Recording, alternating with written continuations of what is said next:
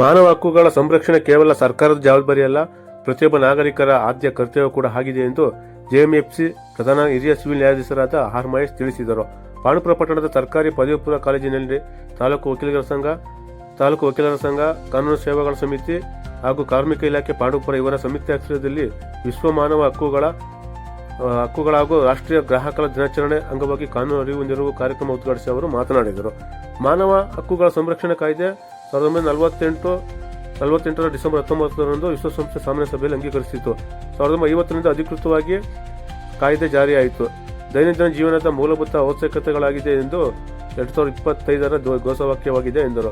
ಇನ್ನು ಗ್ರಾಹಕರ ಸಂರಕ್ಷಣಾ ಕಾಯ್ದೆ ಬಗ್ಗೆ ಹೇಳುವುದಾದರೆ 2019ರಲ್ಲಿ ಕಾಯ್ದೆ ತಿದ್ದುಪಡಿಯಾಯಿತು. ದೋಷಯುಕ್ತ ಸರಕುಗಳ ಅನ್ಯಾಯದ ವ್ಯಾಪಾರದ ಬಗ್ಗೆ ಗ್ರಾಹಕರು ಜಾಗೃತಿಯಾಗಿರಬೇಕು. ತಾವು ಖರೀದಿಸಿರುವ ಉತ್ಪನ್ನಗಳ ಗುಣಮಟ್ಟದ ಬಗ್ಗೆ ನಿಗಾವಹಿಸಬೇಕು. ಮೋಸ ಹೋದಾಗ ಸಂಬಂಧಿಸಿದ ಪ್ರಾಧಿಕಾರಕ್ಕೆ ದೂರು ಸಲ್ಲಿಸಬೇಕು.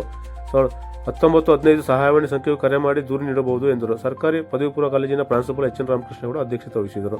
ವಕೀಲ ಸೂರ್ಯದೇವ್ ಮಾನವ ಹಕ್ಕುಗಳ ಸಂರಕ್ಷಣೆ ಕಾಯ್ದೆ, ಗ್ರಾಹಕರ ಸಂರಕ್ಷಣಾ ಕಾಯ್ದೆ ಕುರಿತು ಉಪನ್ಯಾಸ ನೀಡಿದರು. ವಕೀಲರ ಸಂಘದ ಕಾರ್ಯದರ್ಶಿ ಕೆಎಸ್ ಮೋಹನ್ ಕುಮಾರ್, ನಿರ್ದೇಶಕಿ ಪುಷ್ಪ, ವಕೀಲ ಮಧು, ಕಾರ್ಮಿಕ ನಿರೀಕ್ಷಕ ಕೆ ಹೇಮಚಂದ್ರ, ಸಿಬ್ಬಂದಿ ರೂಪ ಸೇರಿದಂತೆ ಇತರರಿದ್ದರು. ಸಮಾನತೆ, ಜಾತಿ, ಧರ್ಮ, ಲಿಂಗ, ಭಾಷೆಯ ಭೇದವಿಲ್ಲದೆ ಎಲ್ಲರೂ ಸಮಾನರು ಎನ್ನುವುದನ್ನು ನಮ್ಮ ಮಾನವ ಹಕ್ಕುಗಳಲ್ಲಿ ಅದನ್ನು ಪ್ರತಿಪಾದಿಸಿದೆ. ಜೀವಿಸುವ ಹಕ್ಕು, ಪ್ರತಿಯೊಬ್ಬರಿಗೂ ಆಹಾರ, ವಸತಿ ಮತ್ತು ಬಟ್ಟೆಯಂತಹ ಕನಿಷ್ಠ ಮೂಲಭೂತ ಅಗತ್ಯಗಳನ್ನು ಪಡೆಯುವ ಹಕ್ಕು. ಸ್ವಾತಂತ್ರ್ಯ, ಪ್ರತಿಯೊಬ್ಬ ವ್ಯಕ್ತಿಗೆ ತನ್ನ ಅಭಿಪ್ರಾಯವನ್ನು ವ್ಯಕ್ತಪಡಿಸುವ ಮತ್ತು ಸ್ವತಂತ್ರವಾಗಿ ಜೀವಿಸುವ ಹಕ್ಕಿದೆ.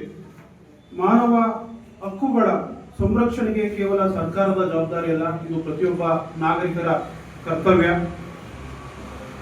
ಈ ಒಂದು ಮಾನವ ಹಕ್ಕುಗಳನ್ನು ನಾವೆಲ್ಲರೂ ಪರಸ್ಪರ ಗೌರವ, ಸಮಾನತೆ ಮತ್ತು ಸುಸ್ಥಿರವಾಗಿ ಸಮಾಜ ನಿರ್ಮಿಸಲು ಅಗತ್ಯತೆ ಇದೆ. ಇದರ ಬಗ್ಗೆ ನಾನು ಸೂಕ್ತವಾಗಿ ನಿಮಗೆ ಗಮನ ತಂದಿದ್ದೇನೆ. ಮತ್ತೊಂದು ವಿಚಾರ, ಗ್ರಾಹಕ ಹಕ್ಕುಗಳ ಸಂರಕ್ಷಣಾ ಕಾಯ್ದೆ. ಗ್ರಾಹಕ ಹಕ್ಕುಗಳ ಸಂರಕ್ಷಣಾ ಕಾಯ್ದೆ ಅಕ್ಟೋಬರ್ 24, 1986ರಂದು ಅಂಗೀಕರಿಸಲ್ಪಟ್ಟಿತ್ತು. ಏಪ್ರಿಲ್ 15, 1987ರಂದು ಈ ಕಾಯ್ದೆ ಜಾರಿಗೆ ಬಂದಿತ್ತು. ಈ ಕಾಯ್ದೆಯ ಉದ್ದೇಶ ದೋಷಯುಕ್ತ ಸರಕುಗಳು, ಅತೃಪ್ತಿದಾಯಕ ಸೇವೆಗಳು ಮತ್ತು ಅನ್ಯಾಯದ ವ್ಯಾಪಾರ ಪದ್ಧತಿಗಳ ವಿರುದ್ಧ ಗ್ರಾಹಕರಿಗೆ ರಕ್ಷಣೆ ನೀಡುವುದು ಈ ಒಂದು ಕಾಯ್ದೆಯ ಒಂದು ಉದ್ದೇಶವಾಗಿದೆ. ಈಗ 2019ರಲ್ಲಿ ಈ ಕಾಯ್ದೆ ತಿದ್ದುಪಡಿಯಾಗಿ ಕರ್ನಾಟಕ ಗ್ರಾಹಕ ಹಕ್ಕುಗಳ ರಕ್ಷಣಾ ಕಾಯ್ದೆ ತಿದ್ದುಪಡಿ ಕಾಯ್ದೆ 2019 ಎಂದು ಬದಲಾವಣೆ ಆಗಿದೆ. ಈಗ ಯಾವುದೇ ಒಂದು ವಸ್ತುವನ್ನ ನಾವು ಖರೀದಿ ಮಾಡಬೇಕಾದ್ರೆ ಇಬ್ಬರು ವ್ಯಕ್ತಿಗಳು ಇರ್ತಾರೆ, ಒಬ್ಬ ಮಾರಾಟಗಾರ, ಒಬ್ಬ ಖರೀದಿಗಾರ. ಆ ಖರೀದಿದಾರ ಏನೆಲ್ಲ ಹಕ್ಕುಗಳು ಹೊಂದಿದ್ದಾರೆ ಎನ್ನುವುದ್ರ ಬಗ್ಗೆ ನಮ್ಮ ಕಾಯ್ದೆಯಲ್ಲಿ ವಿಶ್ಲೇಷಣೆ ನೀಡಿದೆ. ಮೊದಲನೇದಾಗಿ ಡಿಸೆಂಬರ್ 24, 1986 ಅಲ್ಲಿ ಮೊದಲನೇದಾಗಿ ಕಾಯ್ದೆಯನ್ನು ಜಾರಿಗೆ ತರ್ತಾರೆ. This act was given the presidential asset on December 24. ಹಾಗಾಗಿ ಪ್ರತಿ ವರ್ಷ ಡಿಸೆಂಬರ್ 24ನೇ ತಾರೀಕು ನಾವು ಗ್ರಾಹಕ ಸಂರಕ್ಷಣಾ ದಿನ ಎಂದು ಆಚರಣೆಯನ್ನ ಮಾಡ್ತೇವೆ. ಅಲ್ಲಿಯವರೆಗೂ ಈ ಡೇಟಿನ ಮುಂಚೆ ಅಲ್ಲಿಯವರೆಗೂ ಯಾವುದೇ ತರ ಪ್ರಯತ್ನ ಕೂಡ ಆಗಿರಲಿಲ್ಲ. There was what for the protection of the consumer rights and interest ಯಾವುದೇ ತರಹದ ಪ್ರಯತ್ನ ಕೂಡ ಆಗಿರಲಿಲ್ಲ. ಅದೇ ಮೊದಲನೇ ಬಾರಿಗೆ ಕಾಯ್ದೆಯನ್ನು ಜಾರಿಗೆ ತರ್ತಾರೆ.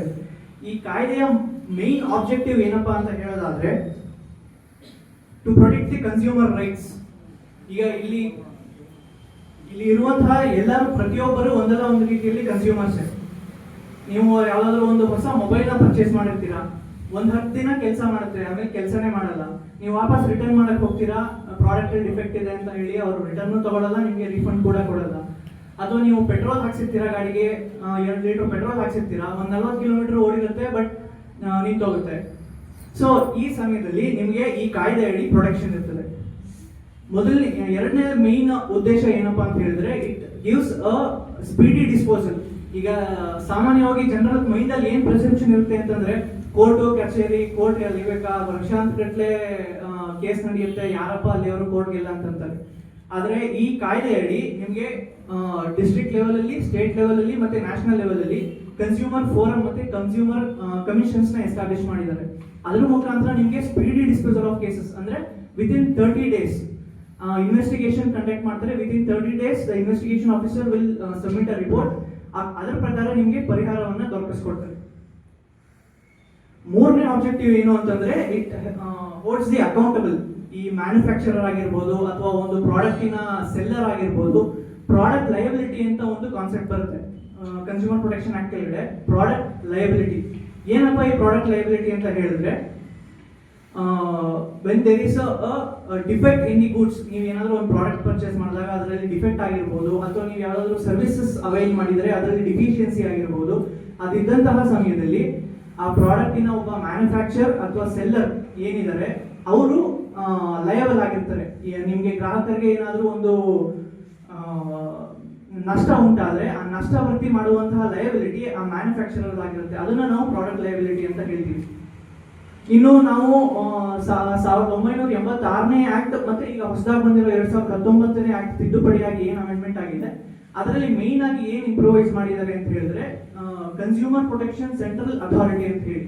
ಈಗ ನಾವು ಪ್ರತಿಯೊಂದು ಡಿಪಾರ್ಟ್ಮೆಂಟ್ ಸೆಕ್ಟರ್ಗಳಲ್ಲಿ ಈ ಬ್ಯಾಂಕಿಂಗ್ ಆಗಿರ್ಬೋದು, ಸೆಬಿ ಆಗಿರ್ಬೋದು, security exchange board of India ಅಂತ ಇರುತ್ತೆ. ಹಾಗೆ ಈ ತರ ಕನ್ಸ್ಯೂಮರ್ ಪ್ರೊಟೆಕ್ಷನ್ಗೋಸ್ಕರ ಅಂತ ರೆಗ್ಯುಲೇಟರಿ ಬಾಡಿ ಒಂದು ನಿರ್ಮಾಣ ಮಾಡಿದ್ದಾರೆ ಹೊಸದಾಗಿ 2019 ಕಾಯ್ದೆಯಲ್ಲಿ. ಅವ್ರಿಗೆ ಎಲ್ಲ ಒಂದು ಪವರ್ಸ್ ಇರ್ತದೆ. ಯಾವ ತರ ಗ್ರಾಹಕರಿಗೆ ನೀಡಬೇಕು ಪ್ರಾಡಕ್ಟ್ಸ್, ಯಾವುದೇ ಒಂದು ಡಿಫೆಕ್ಟ್ ಇದ್ದಲ್ಲಿ, ಡಿಫಿಷಿಯನ್ಸಿ ಇದ್ದಲ್ಲಿ ಅಂತ ಹೇಳಿ ಕಾನೂನಿನ ಚೌಕಟ್ಟಿನಲ್ಲೇ ಬದುಕಬೇಕು. ಹೌದಲ್ವಾ? ಎಷ್ಟು ಜನ ಇದ್ದೀರಿ ಟೋಟಲ್ ಇಲ್ಲಿ ಕಾಮರ್ಸ್, ಆರ್ಟ್ಸ್, ಸೈನ್ಸ್ ಇಂದ ಎಷ್ಟು ಜನ ಸ್ಟೂಡೆಂಟ್ಸ್ ಇದ್ದೀರಾ? ಎಷ್ಟು?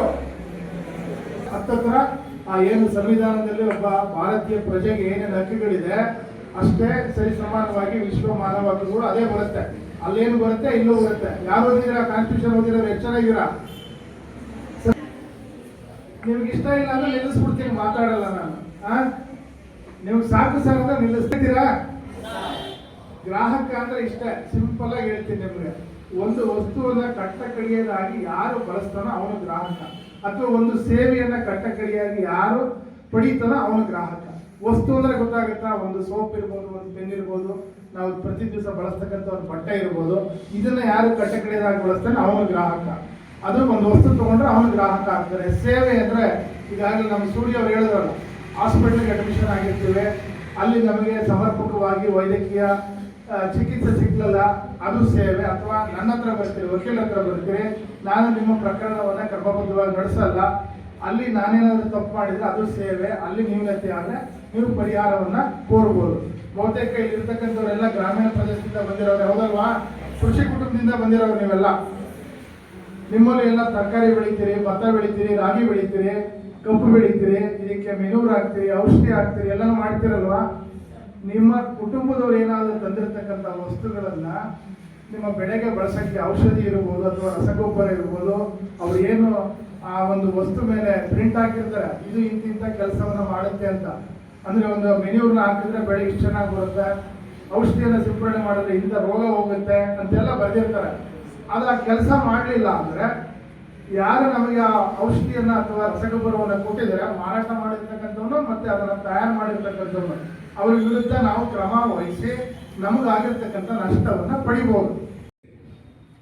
ಗ್ರಾಹಕರ ಸಂರಕ್ಷಣಾ ಕಾಯ್ದೆಯ ಬಗ್ಗೆ ಬಹಳ ವಿಚಾರಗಳನ್ನ ಸಾಹೇಬರು ಮತ್ತೆ ಹಾಗೆ ಸೂರ್ಯದೇವ್ ಅವರು, ನನ್ನ ಸಹೋದರರಾದಂತಹ ಮೋಹನ್ ಬಹಳ ಚೆನ್ನಾಗಿ ಹೇಳ್ಕೊಟ್ಟಿದ್ದಾರೆ.